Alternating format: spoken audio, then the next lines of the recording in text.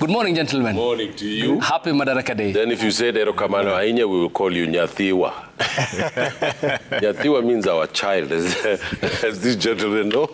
And because today they've gone to Homa Bay. Yes. Homa Bay is in Somalia, Hundurta, the umbilical cord. The umbilical cord of Nyanza. Homa Bay and Kindu Bay, actually, the centers of political activity in Nyanza for nearly 150 years. It is very recently that Bondo and places like that have come into play in Nyanza, and I'm sorry if people of Bondo don't get upset with me. But it is just historically fact that the areas in which the ports were, in which they could get in touch with people from the rest of the world, in fact, people from Yemen, who brought the Islamic faith there. And you know, Nabongo Mumia was also in charge of that whole area.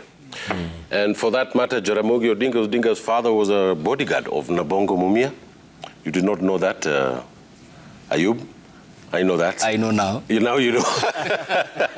I know the history of this country. And it is, I want to thank the people of Nyanza, who have been at the heartbeat of the democratic movement in this country. And I was inside their camp for a very long time, and I'm delighted to see that the celebrations have come to Nyanza, a region in Kenya that has not had its benefits of national development like you and I in northern Kenya. Some of us have been left out, but today we don't have a choice. Okay. Everybody has been given a county. It is his job to fix their place. All right. Not complain anymore. That's Ahmed Hashi, and also joining us this morning is Provost Evans Omolo. Good morning. Good morning, Ayub Kadir, and happy Madaraka Day to all Kenyans joining and watching. Great to see the passion of Kenyans, both in Homa Bay and across the country as we set to celebrate Madaraka Day today. Good to have you as well. We're also joined this morning by lawyer Kidi Mwaga and the convener of the Interparties Youth Forum, actively engaged in convening meetings for Kenya's young population. Good morning, Kidi. Good morning, Ayub. Thank you so much for having us on this panel. Asante. I think this panel qualifies a proper intergenerational dialogue. Yeah. One of the values that Interparties Youth Forum stands for. So we join Kenya, as we join Kenyans in observing this Madaraka Day. Thank you that this panel will be a panel of intergenerational dialogue. Thank you. Asante sana. Thank you so much. Much appreciated, gentlemen. And later, we'll in the course of this broadcast be getting hold of our team that is there at the Raila Odinga Stadium in the county of Homa Bay. Stephen Leto, Emmanuel To, Seth Olale, and Laura Otieno there for us. The head of state is set to officiate the ceremony today from the county of Homa Bay. He will be doing the inspection of the guard of honor that will be mounted by the Kenya Defence Forces, the three services of the Navy, the Air Force, and the Army. The President will as well be accompanied by the former Prime Minister, Raila Odinga, and will be giving you the official breakdown of the speakers and the relevance this bears and the environment, the vibrancy towards the build-up of this historic day in the county of Homa Bay. Ahmed, quoting what happened some 62 years ago today, and this was according to Duncan Sandys, who was Britain's secretary for the colonies, and steward for the Kenyan transition in 1963. He said, "I trust all will work together and play their part in building a happy and a united nation." Where are we if we are to audit that? We are very far behind, but we are trying. We are supposed to build a nation out of groups of people who did not have very much in common. Someone from Mandera and someone from Homa Bay knew about each other. They knew about each other because, you know, it is destroying the agency of African people when you start talking about their history from the period that the white man came. So essentially what you're saying is that before that there was nothing. And that is what is called Eurocentrism. It's nearly a racist articulation of what people are. We know, for example, our people traveled up to China. The word for China, for a giraffe in China is in Somali. Up to today, because it was sent in the 15th century as a gift to the Chinese emperor. The Luos and the Bantus and all the other peoples of this country come from the Sudan. They traveled hundreds and hundreds of years ago, all the way down from northern Uganda down to the lake. We know that from the Cameroon and from the Congo forest, we get the Abantu people. And we all came here, and the white men came, and we fought him. We fought him. And everybody in Kenya fought him. The Kalenjin suffered devastating killings in their areas, the Kisis. The Luos were refused to even plant maize for agriculture. It is a colonial system that really brought this country together as Kenyans. And it would have never really become Kenya if every community in this country had not had a hand in the freedom struggle of this country. We know that 300,000 Agikuyu were in concentration camps, that in the city of Nairobi, they would ask you, are you a Kikuyu?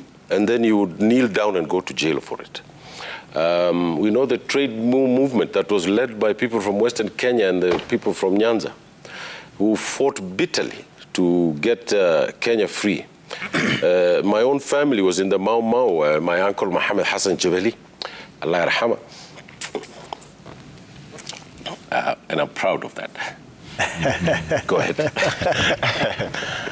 Yes, Provost. Yes. In terms of reflecting on the past 62 years, where we are today, seems also, if we are to juxtapose the embryonic days in the aftermath of 1963, when Mzee Kenyatta became the Prime Minister, and where we are today, we seem to be still confronting the very same challenges. Yeah, Ayub Kadir and my colleagues, great to have Kidi and Ahmed on the show.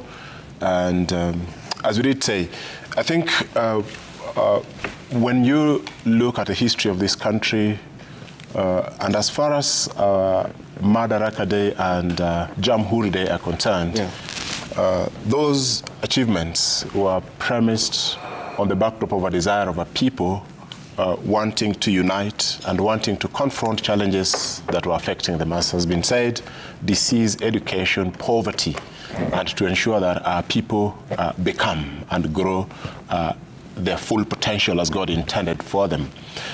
I must appreciate that our founding fathers had a great vision for this country.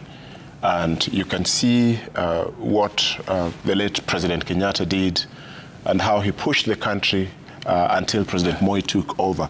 But you realize that along the way at some point, despite the beautiful vision and the desire to unite the country, the desire to make a difference in the lives of the people, to transform this country, to lift it from the jaws of poverty, you realize that at some point we seem to have lost it. One, in terms of the sense of unity. And we today are talking of a country that is incredibly disintegrated along tribal and ethnic lines. We seem to be seeing a country that is devastated by what I call commercialization of politics. So commercialization of politics has made it that if Ahmed comes from a minority community in this country, there is no chance for you to be anything in this country from an elective perspective. And so that, again, is fed by negative ethnicity. You look at even issues of corruption. You look at institutions, which, in my view, have done well, but yet we still have a long way to go. So in auditing that call for unity and a desire for oneness and for growth, we have hit quite a lot of misses, as much as we've achieved some. Okay. And Kidi, talking to young voices, convening the Interparties Youth Forum, what's the reflection of the nation state today and the fabric of the Kenyan society? There is a pervasive feeling amongst the young people that the social contract is in jeopardy. The young people are coming to that conclusion in part because they think that in the last 60 years, the country has made all the wrong turns whenever it has opportunity to make the right turns. And that thinking also stems from the feeling that there is greater short-termism in our political discourse as opposed to a visionary thinking. today, as we are talking about, as we are sloganeering as a nation, others are talking about one term and others talking about 2 terms. Other jurisdictions are thinking about the devastating effects of AI in addressing the question of the underemployed or the unemployed underclass because of the massive erosion of industries that is going to come with the AI. You look at all the investments we should have made as a country. Look at the last 10 years where we have, presided over massive public spending mismanagement. You go before that, you look at how ethnicity and tribalism have been exploited to divide a people. So these are the challenge. That is the thinking of the young people. And today, a year after the famous Gen Z revolution, we think that there is a place of leadership in awakening national consciousness. And that is what the young people are saying, that we must evolve an alternative vision, but that vision must come from awakening of a national consciousness. Yeah. Thank you. And Ahmed, just as Kenyatta struggled, just as Moi did, just as Kibaki Uhuru did, President William Ruto is equally struggling, is he, on the challenges of governing a fragmented country, largely the very same problems underpinning the state. I'm sorry I choked up on my coffee while I was speaking about my uncle.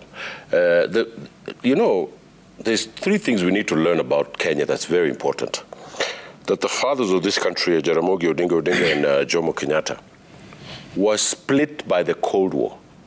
The conflict between the Soviet Union and the United States came to this country and split the nationalist front of this country.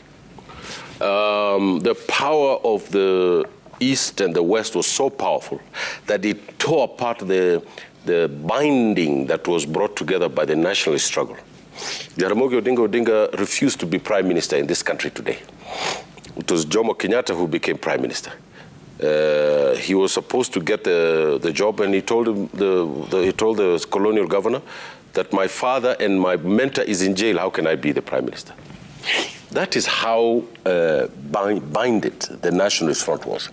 Once that was taken away from them, what was left was a conservative agenda of a president who was old, who had about 5 people around him from his sublocation.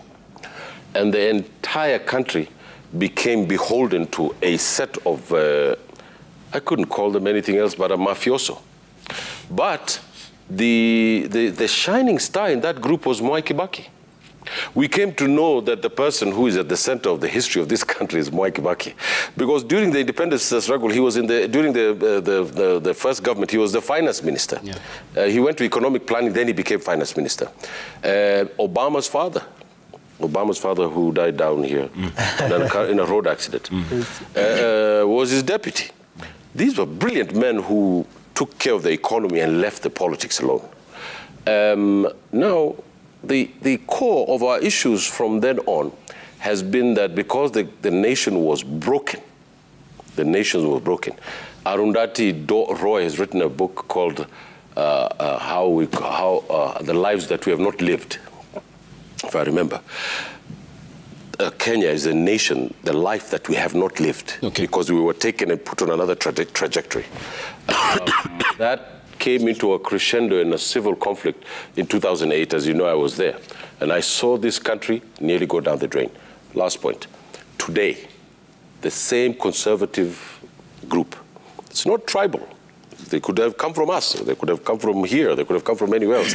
And now again in charge of the country. Now, Mr. Odinga there in Homa Bay has decided to do something called a broad-based government. How long are we going to have a broad-based government in Kenya? Because we've had one since 1960. And just the interchange of the names, the last one was the handshake. Provost, I'll come to you. Yeah, the last one was the handshake. Broad-based. Allow me to, who is at the Raila Odinga Stadium in the county of Homa Bay. To you.